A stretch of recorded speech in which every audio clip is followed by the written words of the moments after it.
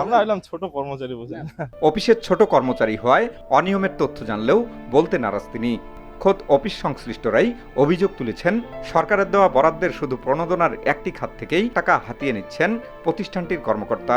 জানা গেছে, সরকারের পক্ষ থেকে চলতি বৃক্ষরোপণ মৌসুমের জন্য প্রায় ৩৫,০০০ গাছ প্রণোদনা হিসেবে ঠাকুরগাঁও জেলার ৫টি উপজেলার কৃষি অফিসের মাধ্যমে শিক্ষা প্রতিষ্ঠানের শিক্ষার্থী ও কৃষককে প্রদান করা হবে। আর এসব গাছ সরবরাহ করবে জেলার হর্টিকালচার সেন্টার কর্তৃপক্ষ। নির্দেশনা রয়েছে বিতরণের জন্য সরকারি প্রতিষ্ঠানগুলো থেকেই সংগ্রহ করতে হবে সব চারা, যাতে সরকারের কোষাগারেই থাকে খরচের অর্থ। অভিযোগ উঠেছে, নির্দেশনা অমান্য করে সুযোগ লুফে নিতেই জেলা শহরের কলেজপাড়ায় অবস্থিত হর্টিকালচার কর্তৃপক্ষ কম দামে বিভিন্ন নার্সারি থেকে ক্রয় করছে গাছের চারা। এসব অনিয়মের বিষয়ে জানা থাকলেও প্রকাশ্যে বলতে নারাজ তিনি। আমরা হলাম ছোট কর্মচারী, বুঝলেন। নামাজ পড়ে আসো।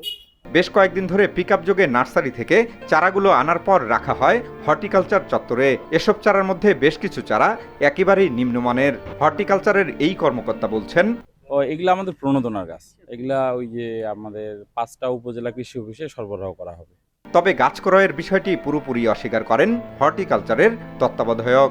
হঠাৎ করে আমাদেরকে এই প্রোগ্রামটা দিচ্ছে মন্ত্রণালয়। তাহলে আপনারা নার্সারি থেকে কতগুলো গাছ ক্রয় করছেন? না, নার্সারি থেকে তো নেই না, আমরা আমাদের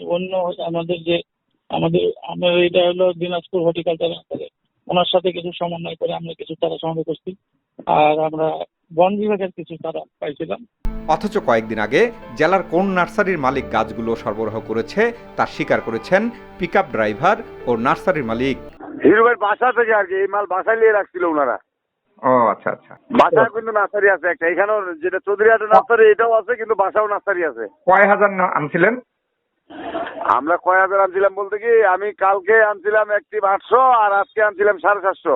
যে ঠাকুরগাঁও হর্টিকালচার কথা বললেন, হ্যাঁ হ্যাঁ, ওরা তো আজকে নিল মানে বড় লম্বা কলমের চারা দিল, তো সব কলমের। আজকে তো 6,000 চারা অর্ডার ছিল, ওটার মধ্যে মানে 4,000 গেছে আর কি। আর জেলা কৃষি সম্প্রসারণ অধিদপ্তরের উপপরিচালক বলছেন, সরকারি হর্টিকালচার সেন্টার যেগুলো আছে, হ্যাঁ, এই হর্টিকালচার সেন্টার থেকে সাপ্লাই দিবে, আমরা এগুলা বিতরণ করব।